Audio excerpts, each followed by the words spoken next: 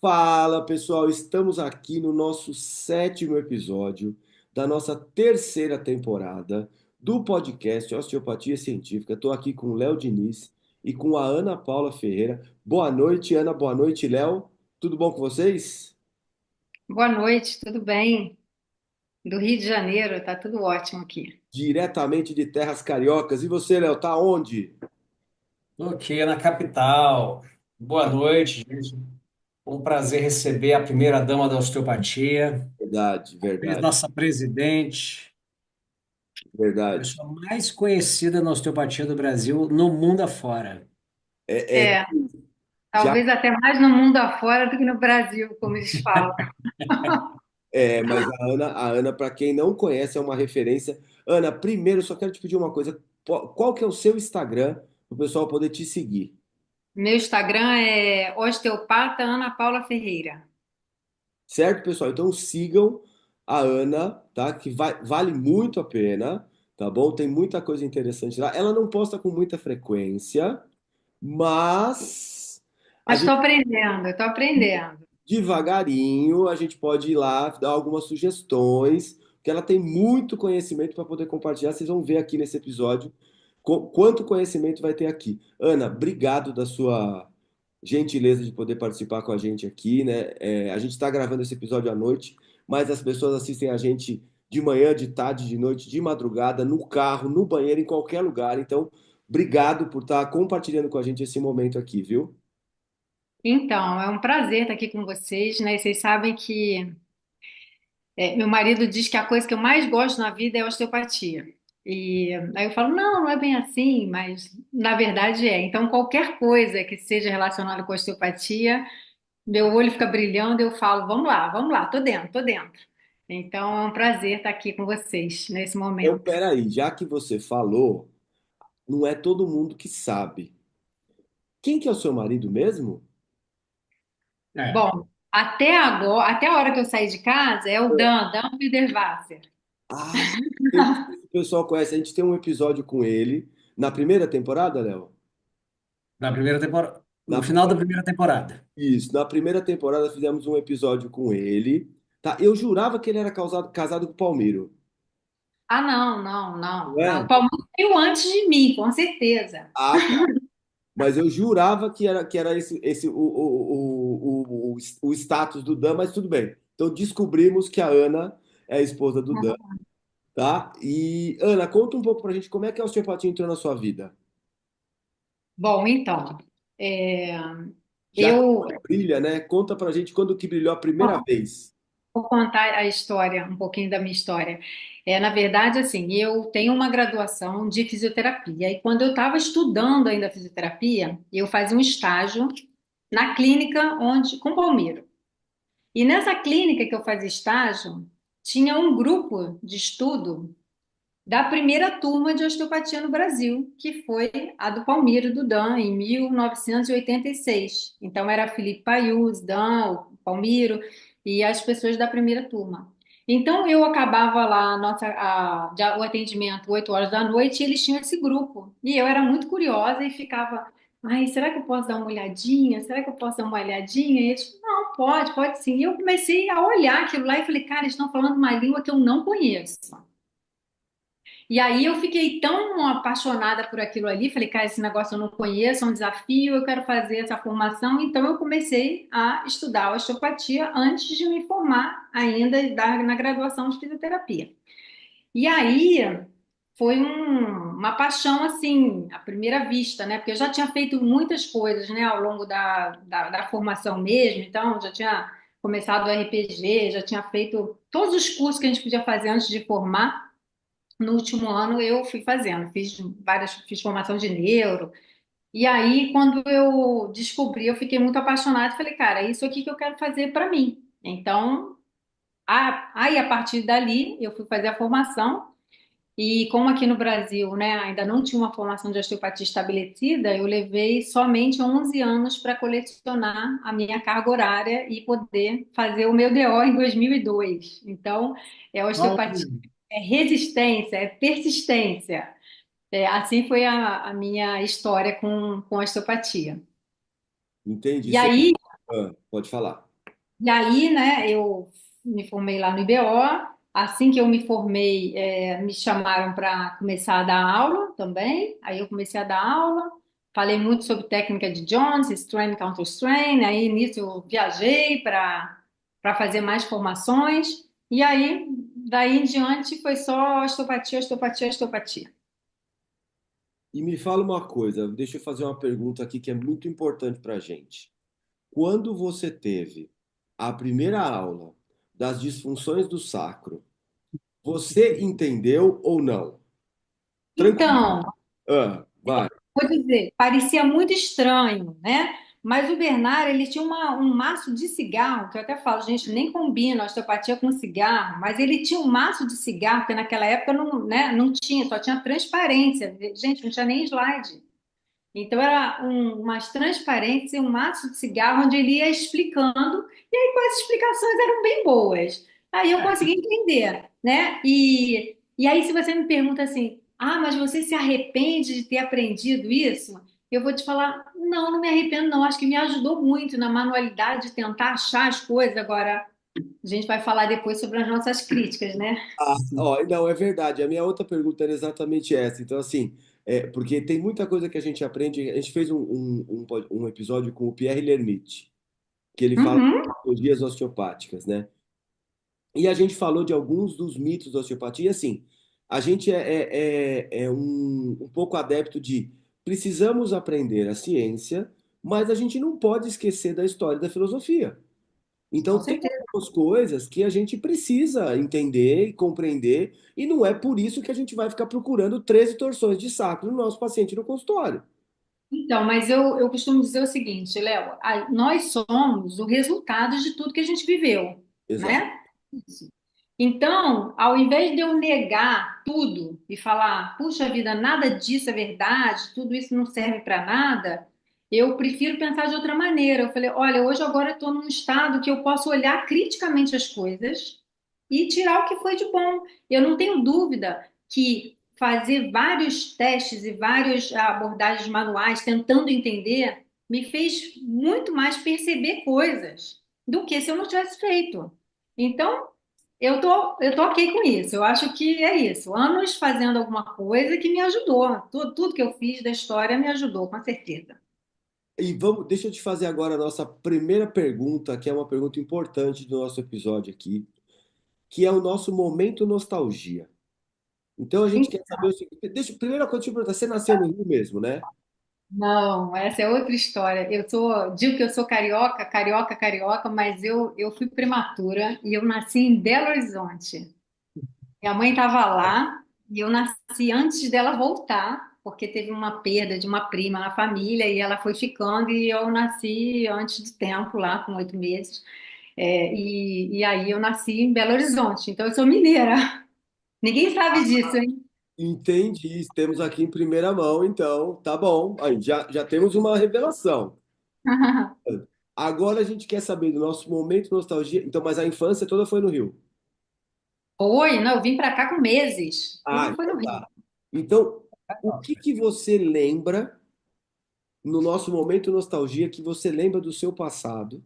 Pode ser um passado recente, pode ser da sua infância, que você acha que não deveria ter acabado e que hoje você sente aquela saudade, aquela nostalgia gostosa disso aí. O que que é? Uma comida, uma brincadeira? Eu vou te falar uma coisa, mas eu acho que vocês nem vão conhecer, porque só quem é contemporâneo, quem é da minha idade, que vai saber. O que não deveria nunca ter acabado é bala frumelo. Não sei se vocês comeram isso, mas eu comia isso voltando da escola. Bala frumelo maravilhoso. Então, assim, para mim isso não podia ter acabado. Galera, coloca aqui nos comentários quem que tá assistindo esse episódio. Quem lembra da bala Frumela? Era tipo um caramelo, né? Colorido. Não era colorido, não, era rosinha, que vinha num pacotinho, acho que eram 5 balas que vinham quadradinhas, Que e arrancava a obturação, né? era muito boa. Era essa mesmo. Você Eu, comprava, eu eu comprava isso acho que na isso não chegou escola. aqui em Brasília.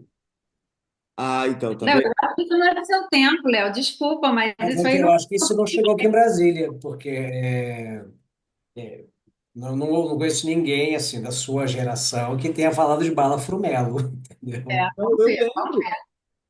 Eu Você lembro, lembra? eu lembro. Eu lembro. Sabe onde Ela eu comprava isso? Eu comprava num carrinho de doce na porta da escola. Eu saía da escola, tinha, sabe aquele, não sei se tinha aí no Rio, mas na porta da minha escola tinha um carinha que tinha um carrinho de vidro que tinha os doces dentro.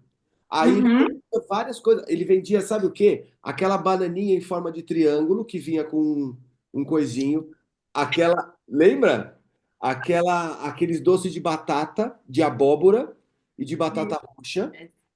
É essa mesmo. Aqui já tem uma imagem aqui nos bastidores da bala Frumela, é essa mesmo. Só que agora ela modernizou. Na época, agora ela vem no pacote. Era de framboesa.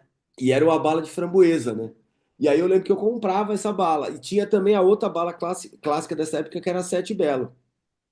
Então, mas Sete Belo veio bem depois. E A Sete depois, Belo tem até hoje a Sete Belo. a Sete Sete Belo Belo, voltou, né? Ela acabou e voltou. ela é muito boa, mas a lembrança é do Flumelo. Frumelo, Frumelo, da infância. Da infância, é isso mesmo. É isso mesmo. E me fala uma coisa, qual que é a comida da infância que você lembra? Acho que é aquela comida do dia a dia, que era assim, arroz, feijão e carne moída, um bifinho. É essa comida. A gente já teve convidado que falou que era pão com ovo depois do Fantástico. Quando passava Não, os Trapalhões, aí a mãe dela fazia pão com ovo. Então, assim, tem muita nostalgia em tudo isso, né? E aí, uma coisa que é interessante, que a gente sempre fala que, por exemplo, lembra da primeira vez que você foi buscar um artigo científico?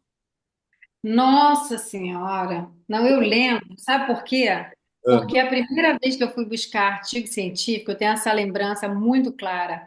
A gente tinha que ir lá no fundão, na biblioteca ou na UERJ e pedir para a bibliotecária com uma lista escrita à mão, porque não era nem computador, tá?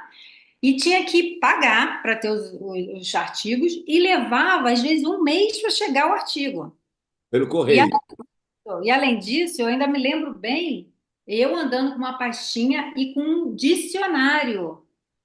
Eu andava com um dicionário comigo o tempo todo, porque tinham coisas que eu não sabia e não tinha Google Tradutor, não tinha aplicativo de nada, então era na mão. Então, eu sou desse tempo aí. Não, isso aí aqui eu não pagava porque eu pegava direto na biblioteca do Ministério da Saúde, né? E às vezes na biblioteca do Sara, quando eu conseguia entrar na biblioteca do Sara, porque não era fácil entrar lá, não, né? Mas a gente fala, né? Tem gente que nem acredita, mas ó, houve um tempo em que não existia internet. É, Eu sou desse tempo, não tinha nem telefone celular, Não gente. tinha internet nem celular. O A povo gente cagava no usava banheiro, o povo como é que cagava no chamava banheiro aquele negócio? lendo shampoo, lendo vidrinho de shampoo, olhando para o azulejo. Não era com o celular na mão, não. A coisa era analógica. a gente é da época que a gente conhecia todos os componentes do vidro de shampoo. Hoje ninguém mais sabe o que tem lá. Sabia todos os componentes, shampoo, da pasta de dente, contava cerdas da escova de dente, entendeu? Exato, era outro nível. Hoje em dia ninguém mais sabe essas coisas. Não, um dia diferente. É. Ô, Ana, me fala uma coisa, uma outra pergunta que eu queria te fazer. Me fala um pouco como é que foi o trabalho que você fez na OIA, se você está lá ainda. E para quem não está, Então, é a posso Mas, falar. Isso eu mas falo com peraí, uma. peraí. International Alliance, né? Antes explica assim para o pessoal o que que é a OIA. Ah, Isso. vou explicar, vou explicar. O OIA é a Osteopathic International Alliance, é uma organização de organizações que representa a profissão osteopática no mundo. Então, por exemplo, o representante para a osteopatia, para a Organização Mundial de Saúde, é a OIA. Então, ela não é uma organização de membros, pessoas físicas, é uma organização de organizações.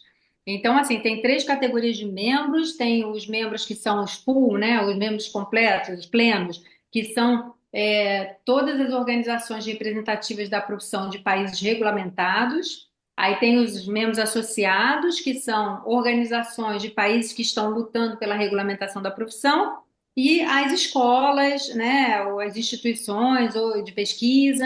Então, hoje são, se eu não me engano, 76 organizações ao redor do mundo, né?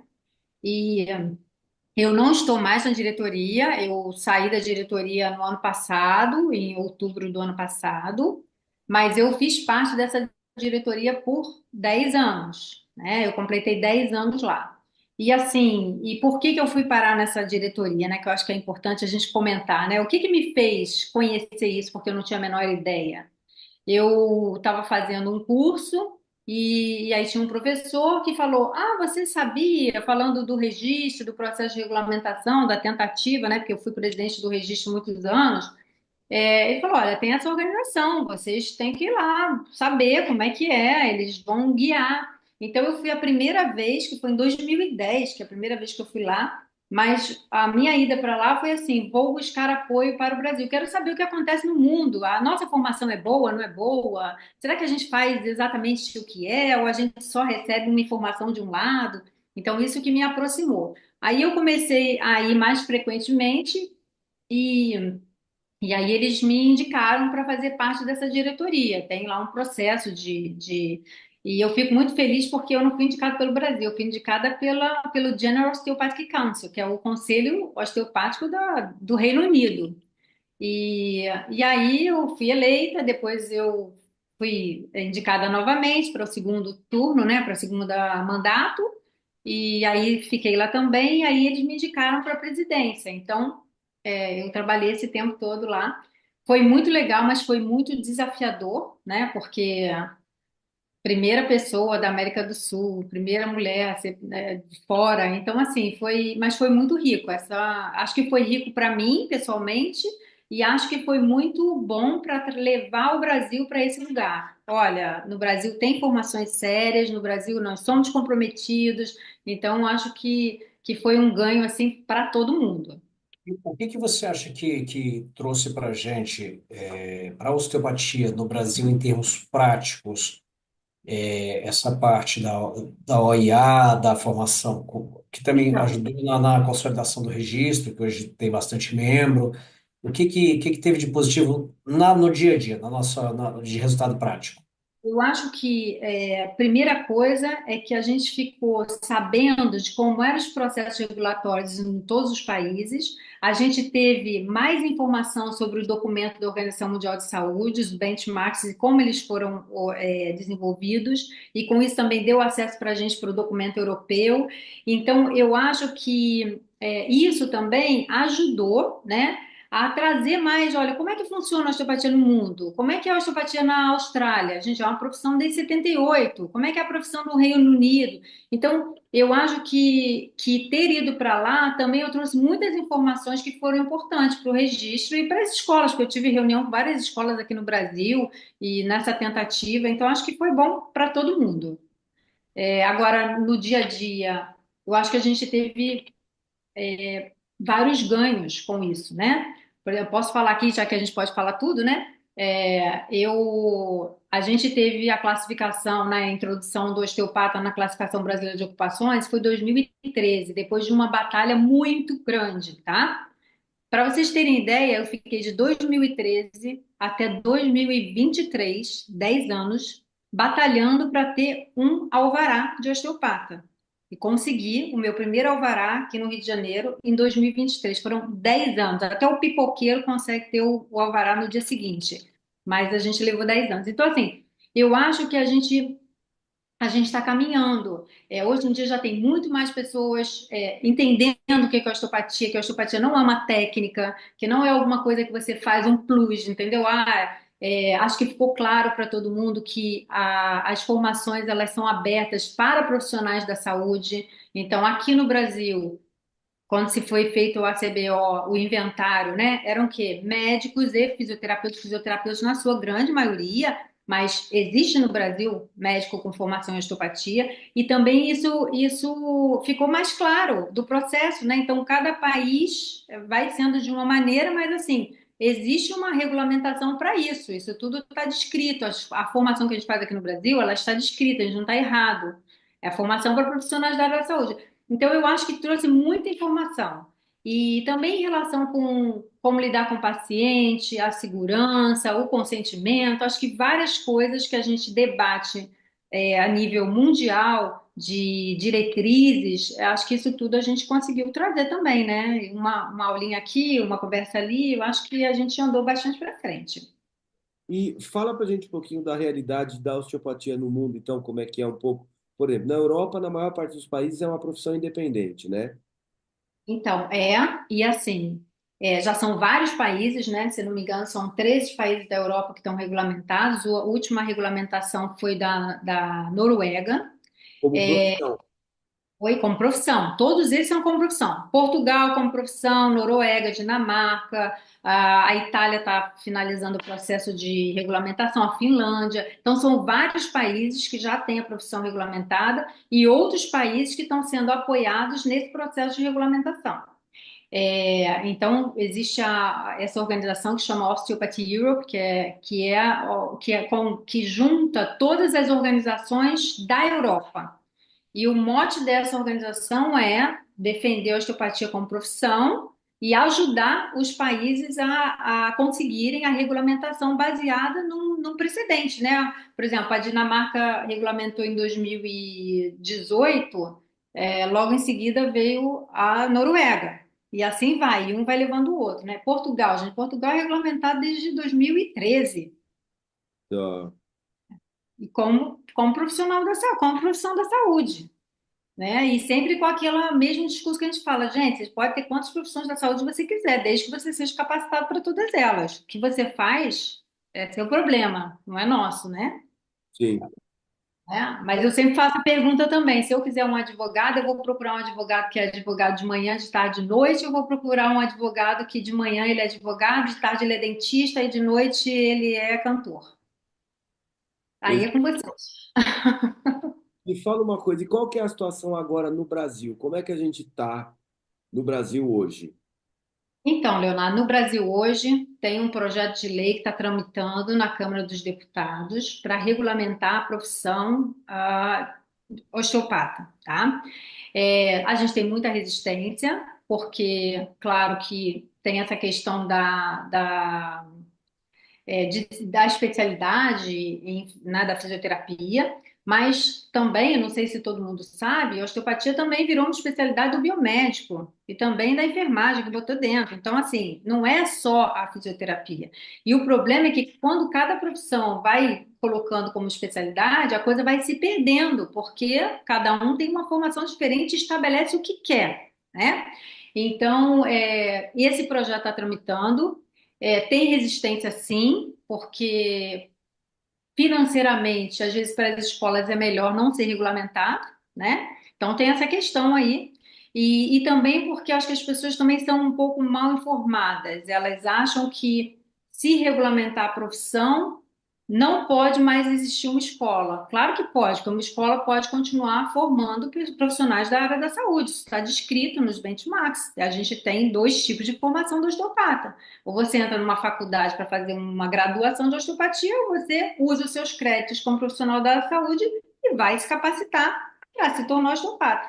Então, assim, tem uma certa confusão, é que as pessoas não entendem bem. Então, o objetivo não é brigar com a fisioterapia, não é brigar com os fisioterapeutas. Eu vim da fisioterapia, graças a Deus que eu fiz fisioterapia, que eu posso ser osteopata, né? Porque eu precisava de uma profissão da área da saúde. Mas tem muita resistência, mas está tramitando lá e a diretoria do registro trabalha firme e com apoio, né? Tem apoio da OIA, tem apoio da Osteopathy Europe para essa questão. Está parada na comissão ainda, na Câmara dos Deputados, o projeto. Vai passar na comissão agora. Eu até recebi alguma coisa que vai mudar o relator, mas a gente não sabe exatamente. Eu não estou mais dentro da diretoria do registro, né? Então não sei todos os detalhes, mas o processo ainda continua tramitando. E seria muito bom que os osteopatas apoiassem isso. E aí eu falo novamente, se a osteopatia virar uma profissão no Brasil, não tem problema que vocês tenham outra profissão da área da saúde. Ninguém vai tirar isso de vocês, né? Então isso tem que ficar bem claro. E me Uma fala de. maneira de apoiar é entrar para o registro, né, Ana? É isso que eu ia Então, perguntar. Qual que é a melhor forma da gente apoiar? Então, a melhor forma de apoiar é se registrar. Só que aí a questão é o seguinte, Leonardos, né? Só pode entrar no registro quem tem formação completa. Formação completa é diploma em osteopatia, DO. Então, se a pessoa não tem a formação completa, ela não pode fazer parte do registro. Como não tem regulamentação, qualquer pessoa pode dizer que é osteopata. Até minha manicure pode abrir uma sala aqui do meu lado e falar, eu sou osteopata. porque não tem regulamentação. Então, assim, a melhor forma é todos os osteopatas que têm informação completa de se filiar ao registro e a gente vai fazer um número maior de pessoas que querem É ser osteopata importante e trabalhar com isso. enfatizar que quem está no registro tem essa questão de ter a formação verificada, né, que fez a formação completa, e outra, o registro é uma instituição apoiada por uma organização internacional de organizações de osteopatia, ou seja, ele só faz parte disso porque atende uma série de normas de qualidade, de formação, que são requisitos para profissionais de outros países, né? E aí o que que acontece? Se você faz parte do registro, tem um diploma de osteopatia, é muito mais fácil para você sair daqui e tentar validar seu diploma num outro país porque você tem, inclusive, o seu registro junto ao RBRO, que é reconhecido lá fora pela Aliança Internacional, né? Então, isso é Então, uma mas maneira também de fortalecer. isso é bem importante, porque, por exemplo, tem alguns países, toda vez que vai um brasileiro dizendo que é osteopata, os órgãos de osteopatia, eles reconhecem o registro como o órgão que junta os osteopatas. Então, a gente vai receber, o registro recebe, olha, eu recebi uma aplicação ou uma inscrição de um profissional que se diz osteopata no Brasil. Eu quero saber, quero saber sobre essa pessoa. Então, é formada, não é formada? Então, a gente tem vários profissionais que se formaram aqui, estão trabalhando em Portugal, tem na Inglaterra, na Escócia, e eles estão trabalhando lá com isso. Agora, se a pessoa é fisioterapeuta, fez uma formação em osteopatia, não tem a formação completa, vai para a Austrália, a primeira coisa que o conselho australiano lá vai perguntar assim, mas não, mas você não é osteopata, você não tem formação completa? Não, aqui você vai se registrar lá na fisioterapia, porque na osteopatia você não vai poder, entendeu? Então, assim, eu acho que tem esse peso. Agora, tem pessoas que são comprometidas, outras dizem, eu não vou sair daqui não sou nem aí para isso, deixa para lá. É assim, né?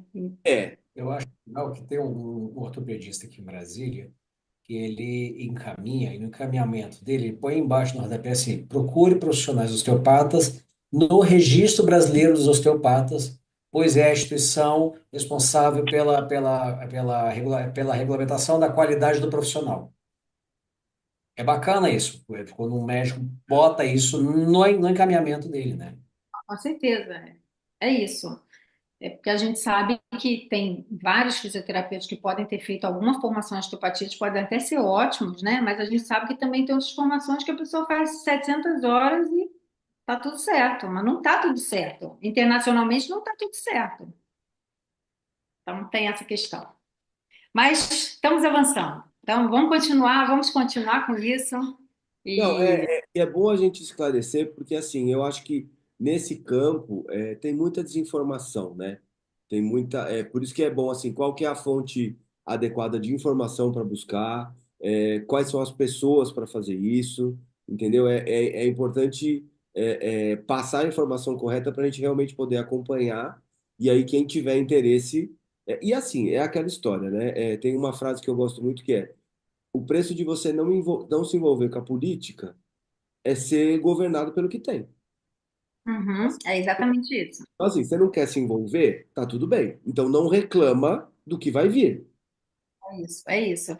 E uma coisa, né, Leonardo, que a gente por muito tempo foi um pouco acusado, assim, não, o registro é só de uma escola. Não tem nada disso. O registro tem osteopatas de várias escolas, tanto brasileiras quanto escolas internacionais. Então, é um órgão completamente separado de escola. O que acontece é que maior parte das pessoas que se formam no IBO vão para o registro, porque eles querem, porque eles acreditam, porque tem uma identidade, eles vão. Agora, hora nenhuma, isso é vedado para as outras pessoas. Tem o diploma, vai poder entrar. Não tem o diploma, não vai poder entrar. Agora, claro que conta como é que esse diploma foi obtido. Foi uma pessoa que fez um curso lá de pouquinhas horas e fizeram um diploma bonitão lá, não vai poder, né? Tem um critério, né?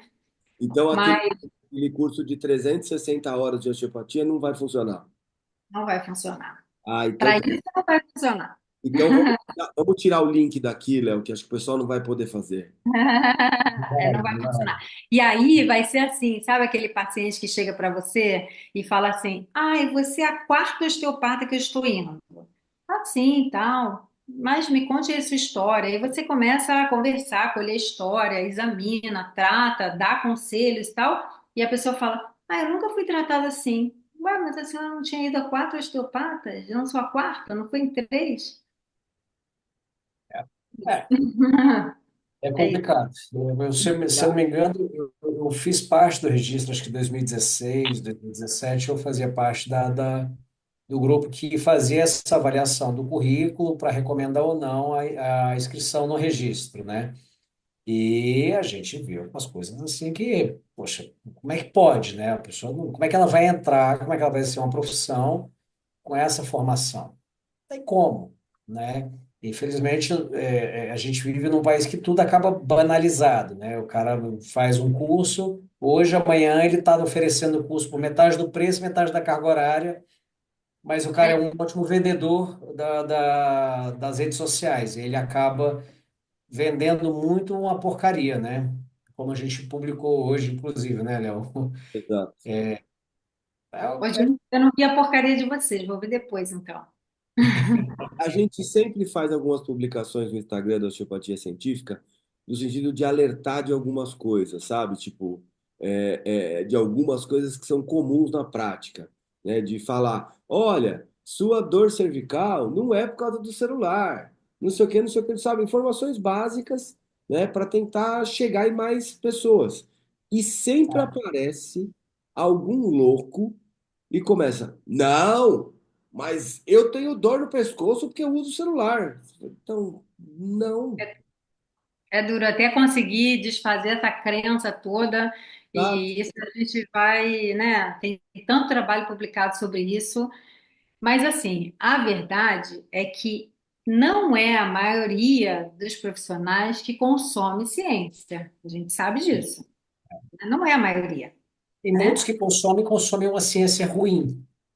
Ou vamos pegar lá um resuminho de alguém que falou, eu ouvi dizer, né? Então, assim, pega o resultado de um estudo e coloca, extrapola isso para todas as situações, fala assim, peraí, mas isso aqui não foi publicado ainda não, é só para loubar. Ninguém falou disso a cervical. O que que você está dizendo que isso aí é assim?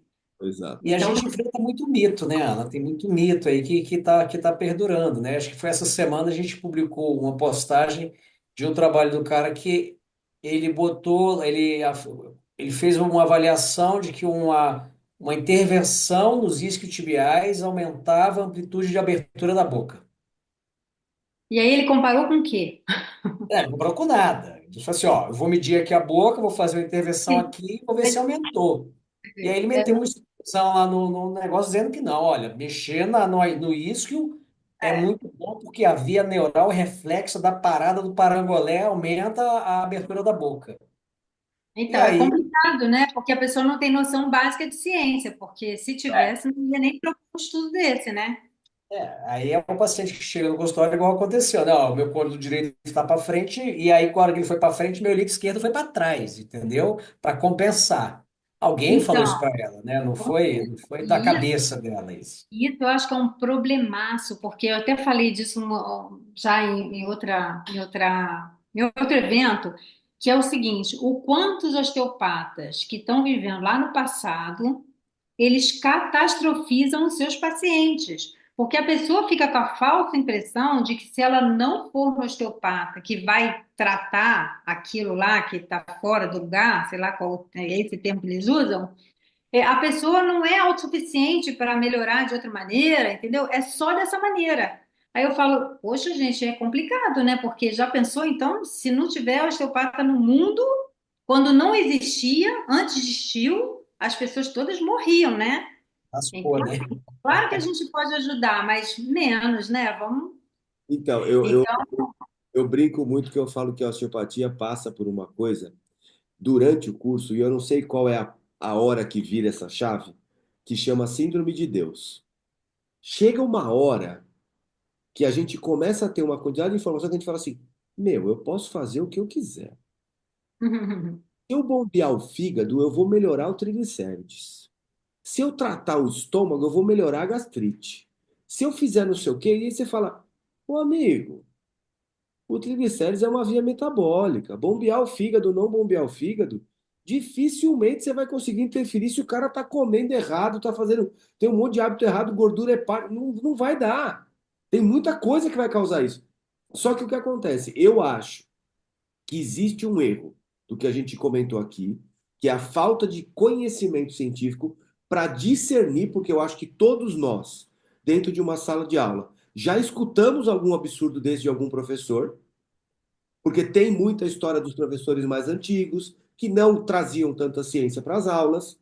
Eu tive professor que falava coisa que eu falava assim: Meu Deus do céu, eu tô com vergonha agora. Eu falava, não pode ser isso real. Teve um professor que uma vez foi avaliar um paciente em sala de aula que começou a fazer ele começou a avaliar pelo balanço corporal. Aí ele começou a avaliar pelo balanço corporal e colocou o cara sentado. Aí começou a ver o balanço, de repente ele olhou e fez assim: Isso aqui é fígado. Sem nenhum critério, sem nunca ter visto. E aí eu peguei, olhei e falei: Tá, me explica como é que você chegou no fígado por causa do balanço. Ele não, porque percebe o seguinte: ele faz um balanço mais circular, predominantemente para o lado direito. Aí, quando eu coloquei ele sentado, ele continuou indo para a direita. Então, não era uma influência de membros inferiores. Aí, eu dei um estímulo de não sei o quê, e aí ele rodou mais para a direita ainda. Aí ele me mostrou que era o fígado. Falei, totalmente empírico. Ainda bem que você perguntou, né? Não, Ainda só que bem que aí o você. que acontece? A maioria da minha turma de osteopatia voltou falando assim, foi assim, uma galera voltou falando, meu, eu fiz aquela avaliação do balanço, deu certo. O que que é dar certo? É, não sei, porque cadê a validação disso aí? Exato, e uma outra galera veio e falou assim, meu, eu nem usei aquilo que eu achei muito absurdo. E eu tava nessa galera do absurdo. Só que assim, a falta de discernimento das coisas fazia com que alguns comprassem isso. E o conhecimento dos professores, a falta de conhecimento científico para trazer para a sala de aula, juntava com isso. Então tem dois problemas. E aí Então, e ainda além disso, o ruído disso, né? Porque assim, aí vai acontecer que o paciente vai falar, não, fui no osteopata que tratou meu fígado, ele vai para o médico dele, a gente tem que pensar que a gente trabalha num mundo onde colaboração interprofissional é super importante, e aí ele vai dizer, não, não, eu vim aqui porque o osteopata falou que eu estou com problema no fígado, e o médico diz, não, suas enzimas hepáticas estão todas bem, não tem problema nenhum, e aí lá vai o nome da osteopatia para o buraco de novo, entendeu? Então, é, Eu acho que a coisa ela começa um pouco antes do conhecimento científico, né? Porque se a pessoa, pelo menos, ela tivesse uma boa base de anatomia, de fisiologia, na hora que o cara tá falando um negócio desse, o cara simplesmente, do conhecimento que ele tem de anatomia e fisiologia, aquilo para ele já não tem plausibilidade nenhuma. Ele já questiona e fala, isso não faz o menor sentido anatomo-fisiológico, não tem plausibilidade nenhuma. A não ser que ele balança, ele vai lá e ó, o ring test, opa, bota o adesivinho, né? é outro, Lembra esse é outro. disso? Mas assim, o problema está aí. A pessoa ela não sabe o básico, que é anatomia e fisiologia, quem dirá patologia, e aí ele chega na sala de aula, vê o cara lá, isso acontece muito no Brasil, né? Assim, do vira-lata. Aí vem um cara que é osteopata lá no Cafundó, não, mas o cara é osteopata lá na Europa. O é cara tem isso. 52 anos de profissão. Trata nego pela orelha. Ele pega na orelha e fala assim: ó, o esfenóide está torcido para direita, o saco para esquerda, mas aí eu vou fazer uma manobra no seu útero e vai melhorar. Ué, mas como assim? E aí o pessoal compra aquilo. É. Porque, Não, pô, e eu faço até alguns questionamentos que são mais simples ainda. Meu Deus do céu, antes do fígado tem tantas outras coisas. Como é que você vai ter certeza que é o fígado? Né? o Então, maior exemplo assim, são as cadeias lesionais, né? Nossa, mas a cadeia não existe? Cara, eu até acho que existe, mas é mais fácil acertar na Mega Sena do que acertar uma cadeia lesional. eu acho tudo muito complicado. Mas, assim, vamos lá. Eu acho que a gente está todo mundo evoluindo, né? A evolução podia ser mais rápida se mais pessoas se atualizassem. Mas a tendência é que essa leva de professores que ainda vem, alguns, e que vão dar um negócio, um modelo pronto, e todo mundo vai fazer assim, isso não vai acontecer mais. Eu Aí que acredito que as vem, pessoas né? vão ser mais críticas, né? É. E, e assim, eu não sou contra as ideias, eu acho assim, ótimo ter ideias. Vamos provar a ideia. Sim. Se tiver certo, eu vou ser a primeira pessoa a falar, vamos lá, gente, recomendo. Agora, se der errado, eu vou ter que falar, não, gente, deu errado. Eu acho que a Não gente posso também fazer. tem que pensar que existe assim uma situação que assim, quando você tem uma condição que é bem conhecida, ela tem um curso histórico de manifestação e resolução bem conhecido, bem estudado, e aí você tem condutas que são estabelecidas como padrões de ouro para aquela conduta de tratamento. Por quê? Porque aquela condição é tão conhecida, é tão comum, que você já não tem mais muita margem para variação. Os outliers são tão pequenos, são tão poucos, são tão raros, que você consegue estabelecer, olha, existe uma conduta base para esse tipo de problema. E isso ser ensinado é muito bom, porque evita também uma loucura, porque a gente vai para um curso, a gente é tão bombardeado de informação, que o cara chega na ajuda do paciente e não sabe nem por onde ele começa. E aí, quando você tem, olha, a condição assim, é uma dor articular, simples, num joelho, que ela tem essa história aqui em 90% dos casos, que é o que vai acontecer no seu consultório. Então, a base de tratamento é essa linha aqui. Começa por aqui. O que for diferente do que acontece no padrão, você vai conseguir enxergar e tratar fora do que não está no padrão. Aí, ensinar essa base de raciocínio, ela é perfeita. O que está faltando ensinar é o seguinte: e se estiver fora do padrão? O que que eu vou fazer? Então, se eu tiver me expandido muito aqui, vocês me cortam. Mas eu acho que uma coisa que falta, né? Gente, os pacientes vêm de demanda espontânea. Então, a primeira coisa como profissional da saúde, eu tenho que saber, a pessoa tem algum problema que indica que precisa de algum outro cuidado. Então, eu vejo que os alunos, de uma forma geral, né, falando assim, os profissionais de uma forma geral, eles vão para a osteopatia, acham que tudo é aquele tipo de exame que eles fazem e esquece o básico. Eu falo, gente, peraí, mas você não testou? A pessoa está com uma perda de força aqui nessa perna, você não viu isso aqui? Ou, por exemplo, você não sabe fazer a diferença entre uma perda de mobilidade que parece que tem um problema estrutural e uma perda de mobilidade que tem uma sensação diferente, que pode ser alguma coisa de partes moles, como é que vai fazer isso? Então, assim, passam, às vezes, uns diagnósticos muito simples, corriqueiros, né? Como uma pessoa com uma artrose de quadril e a pessoa está fazendo não sei quantos atendimentos de osteopatia e não conseguiu mandar fazer um diagnóstico disso. Então, isso se perde, né? E outra coisa também é que o profissional ele tem que estar atualizado em relação principalmente às condutas dor crônica. Quem vai tratar dor crônica fazendo uma ou duas consultas e não sabe quais são as diretrizes para tratar dor crônica? Então, assim, e a gente tem que bater nesse ponto, né? E todo mundo tem que se atualizar. Então, e uma outra coisa que eu acho que tem aqui muito e que eu vejo lá fora é essa colaboração, né? Nos países onde a profissão é estabelecida, não tem problema nenhum. O osteopata vai trabalhar junto com o fisioterapeuta, que vai trabalhar junto com o quiroprático, que vai trabalhar junto com o educador físico. Tá todo mundo bem, né? Tá todo mundo estabelecido assim, o que que eu vou fazer, o que que eu vou contribuir. Então é isso, mas temos muitos desafios por aí. Olha, só uma É. coisa que eu vou falar que aconteceu comigo em sala de aula uma vez. Eu comecei a explicar sensibilidade, especificidade e confiabilidade para organizar o exame deles. Eles foram fazer uma reclamação na direção da escola que eu estava falando de estatística ao invés de ensinar osteopatia. É. Aí Se eu eles soubessem que os conceitos básicos são muito importantes para isso, né? fiquei pensando, eu falei, mas vocês não entenderam que sem esses valores, para que que você vai testar? Porque você vai pegar para avaliar um ombro, você vai fazer 143 testes que estão no Open Field. E com 5 testes você resolve. Se você soubesse esses valores. Então, assim, desculpa, são bases conceituais que às vezes faltam, que vão acumulando. E aí faz com que esse profissional seja facilmente enganado ao longo do tempo. E aí vai criando os absurdos que chegam para a gente. E a gente tem que tentar consertar sem perder a aliança terapêutica com o paciente. Que aí é o nosso trabalho de malabares no monociclo, né?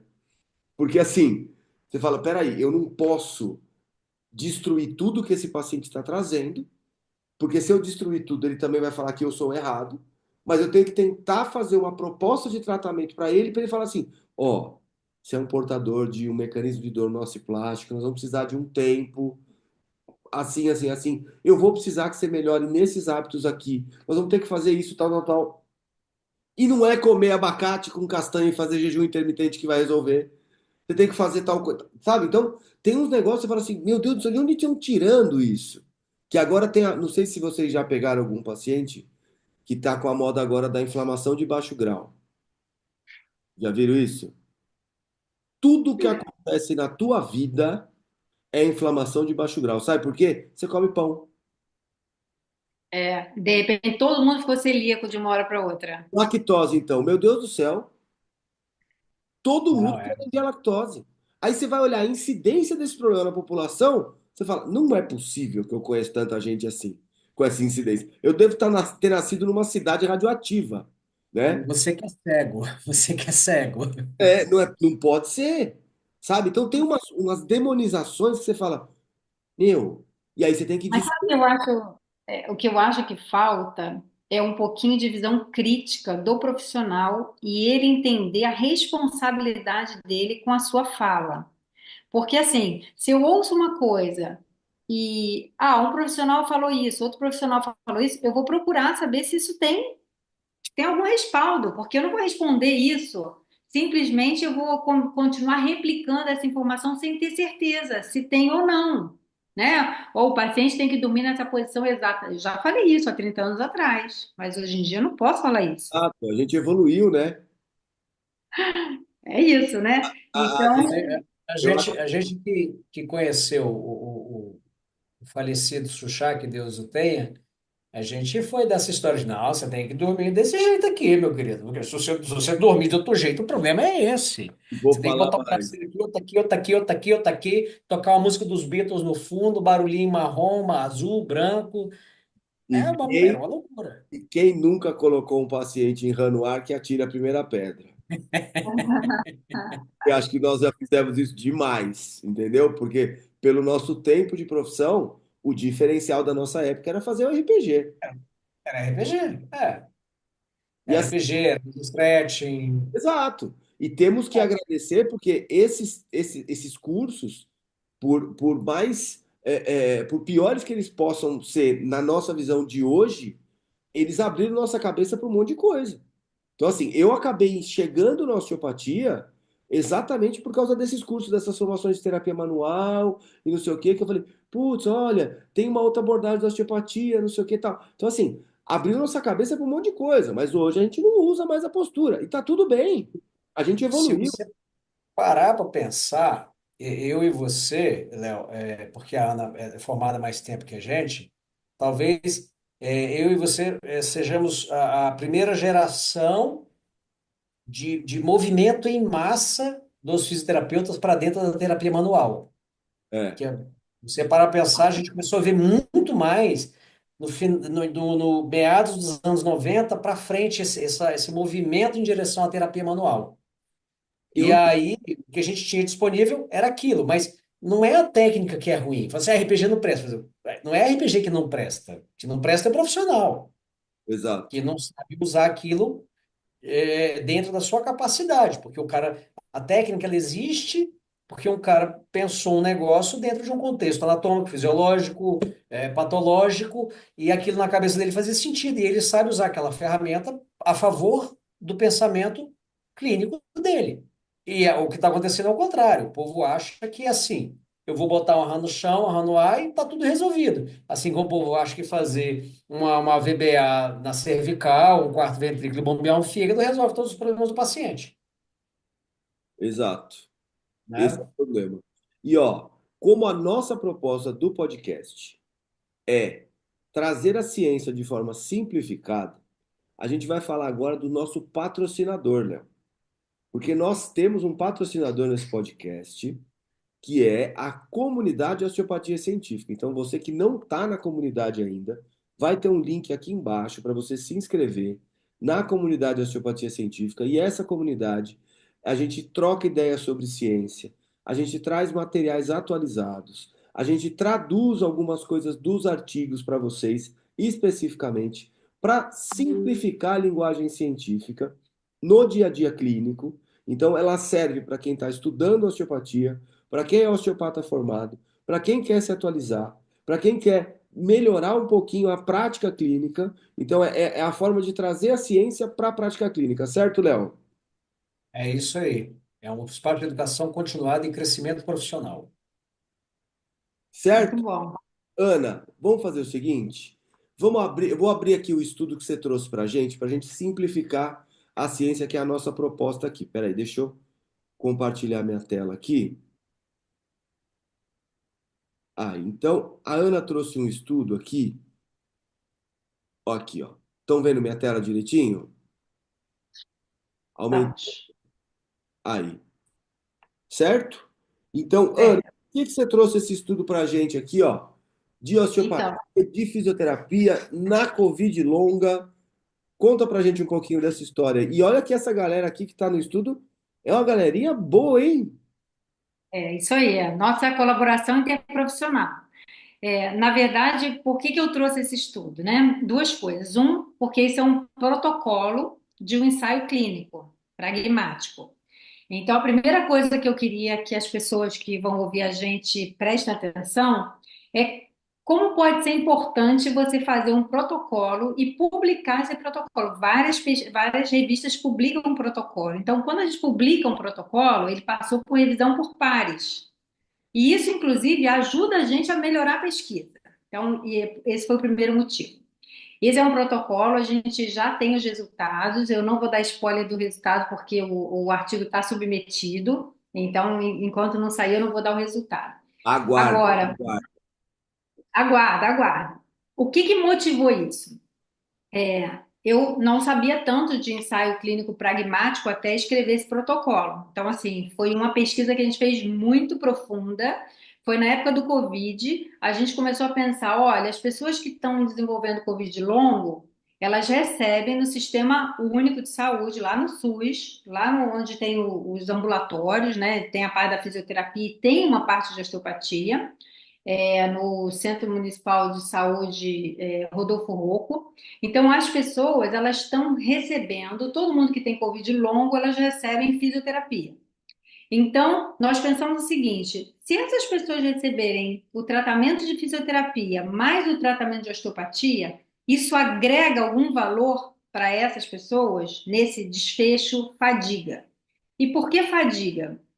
Porque a fadiga é o sintoma mais comum no pós-Covid, que a gente fala de sintoma sistêmico, né? E nós queríamos exatamente avaliar isso. Será que a gente, como osteopatia com o objetivo de promover o equilíbrio dessas funções fisiológicas, né, apoiar a homeostase, provocar bem-estar, será que se a gente juntasse as duas coisas, se a pessoa ia melhorar mais do que se fizesse só fisioterapia?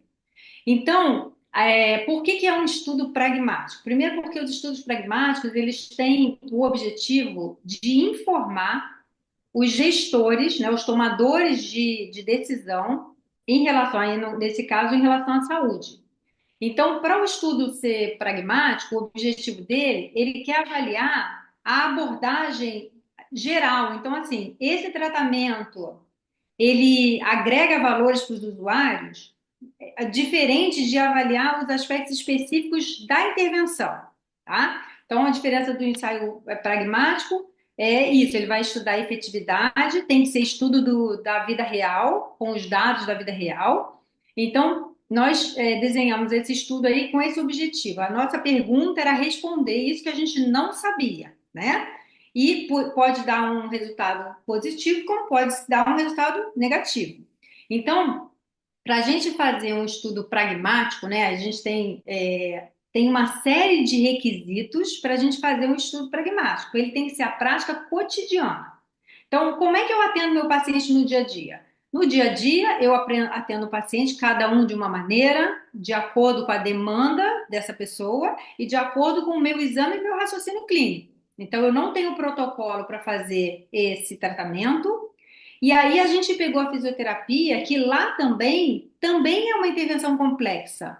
Mesmo quando eles são atendidos pela fisioterapia, o paciente A e o B já vão fazer a mesma coisa, né? Então, o objetivo era a gente avaliar. Então, a gente separou em dois grupos, bom, todas as pessoas que chegavam no ambulatório com o diagnóstico clínico, né, de Covid longa, que a Covid longa a pessoa tem que ter sintoma há mais de 4 semanas. Elas eram encaminhadas para um serviço onde tinha uma assistente social.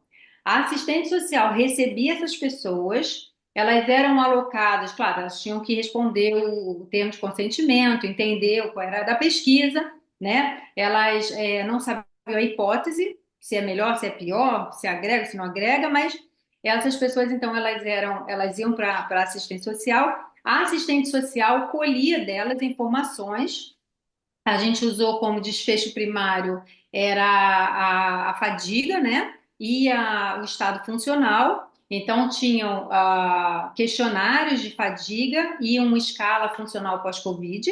Então, eles respondiam esse questionário lá com a assistente social. Depois, eles eram alocados em dois grupos, que aí tinha lá, a gente fez a randomização por blocos, né? Então, tinha os dois grupos. E aí a pessoa podia cair ou no grupo só osteopatia ou no grupo osteopatia mais fisioterapia. Da fisioterapia, todos os pacientes recebiam, então, 2 meses de tratamento. Tá? Da fisioterapia, eles podiam receber no máximo 8 encontros para fazer fisioterapia.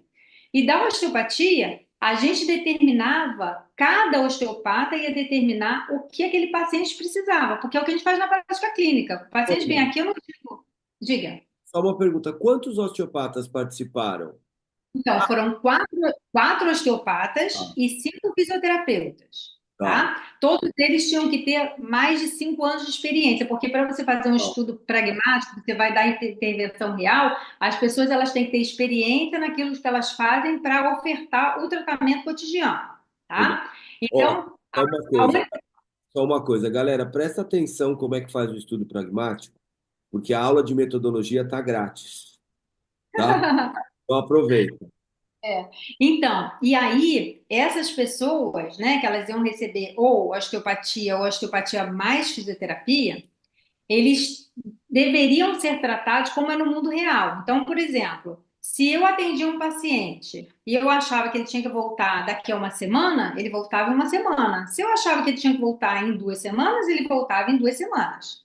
Se eu Certo. achava que eu tinha que fazer abordagem X, Y, Z, eu ia fazer. Com o outro, eu ia fazer o que tinha que ser.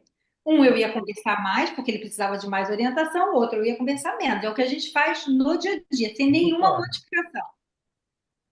Diga, Leonardo. Não, não, eu Não, só foi tô que olhando. como é o consultório, né? Como é no consultório. Porque uma das grandes críticas que eu tinha aos ensaios clínicos, né, aleatorizados, é que, aí tem até estudos que falam sobre isso, o quanto eles, os que dizem que são pragmáticos, quantos são. E também, eu sempre falava assim, gente, mas quando eu leio esse ensaio clínico, ele é ótimo metodologicamente, mas ele não reflete o que eu faço na minha prática diária. Então, eu não posso tirar a conclusão disso, porque eu não trabalho assim. Então, isso é que motivou a gente fazer isso.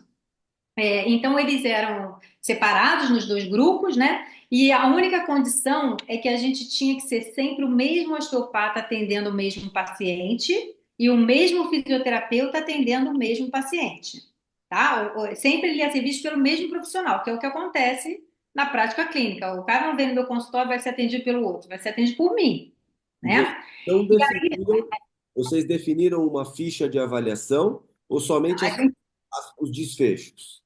Então, na verdade, a gente usou a ficha de avaliação que a gente usa no dia a dia do ambulatório, que já está lá pronta, tá? Mas assim, com liberdade, porque a ficha do ambulatório, ela tem os espaços, mas você vai colocar do jeito que você... Agora, você tem que fazer as anotações. Por exemplo, eu usei alguma técnica direta, eu usei técnica indireta, eu solicitei que ele começasse a fazer caminhadas, eu conversei sobre a higiene do sono, isso tudo vai estar escrito lá, tá? Então, na osteopatia, a gente fazia o que a gente achava que tinha que fazer, dava as orientações que achava que tinha que dar, como a gente faz no nosso consultório. E na fisioterapia, eles tinham exercícios que eram de reabilitação respiratória e exercícios de fortalecimento, de mobilidade. Eles faziam o tratamento da fisioterapia. E o fisioterapeuta também podia modificar que não era um protocolo, era a abordagem dele, né? E aí, esses pacientes, eles foram tratados, eles foram avaliados 2 meses assim que acabou a intervenção, e eles têm um follow-up 1 mês depois sem tratamento, né? Além disso, vários critérios, aí eu quero falar um pouquinho mais disso depois, aí entrou a intenção de tratar na avaliação no estudo, oh meu Deus, no estudo estatístico, né?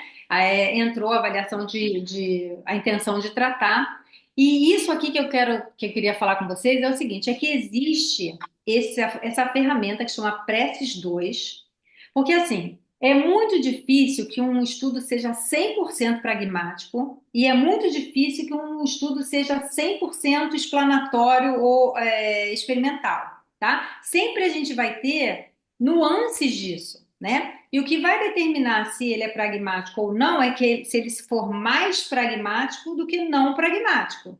E o contrário. Então a gente tem essa ferramenta Preces, que você vai respondendo várias perguntas do seu ensaio clínico e ele vai te dizer o quão pragmático é. Então, no nosso desenho, ele gera esse gráfico aí, essa imagem. No nosso desenho, ele é mais pragmático do que não pragmático. E quando a gente fala pragmático, tem uma certa dificuldade, às vezes, das pessoas entenderem que é diferente eu fazer um ensaio clínico onde a minha intervenção é pragmática, eu faço o que precisa, de eu fazer um ensaio de fato pragmático. Então, por exemplo, no ensaio pragmático, você tem que. Todas as pessoas tinham que ter Covid longa, tá? Mas não tinha uma limitação de idade. Tá. Qualquer pessoa que tem 18 anos para assinar o termo de consentimento. Eu não vou dizer que é uma faixa. Não, por quê? Porque no dia a dia é isso que a gente vai receber. Eu não vou falar, não, não, vocês têm mais de 80 anos, você não entra no meu consultório. Não, a gente vai atender todos os pacientes. Então, tem isso. Outra coisa é que a única condição que a gente tirou desses pacientes era se eles tivessem alguma doença neuromuscular que fosse progressiva, né? Então, se a pessoa tinha um Parkinson, eu não podia fazer isso. Por quê? Porque a gente sabe que a progressão da doença vai fazer com que talvez ele tenha mais capacidade. Mas do resto, se a pessoa era tabagista, não era, se era sedentária, não era, se dormia bem, não dormia, era o dia a dia das pessoas, tá? Continuava tomando seus remédios e podia fazer tudo o que continuava fazendo. A única orientação é que eles não iam fazer outro tratamento além da fisioterapia e da osteopatia. Vocês têm assim em mente como é um estudo pragmático dessa maneira como você colocou, vocês vão fazer algum tipo de estratificação desses pacientes para observar subgrupos? Não, a gente não vai fazer estratificação, a gente vai estudar os grupos e vai ver a diferença entre os grupos, né? Desses desfechos, tá?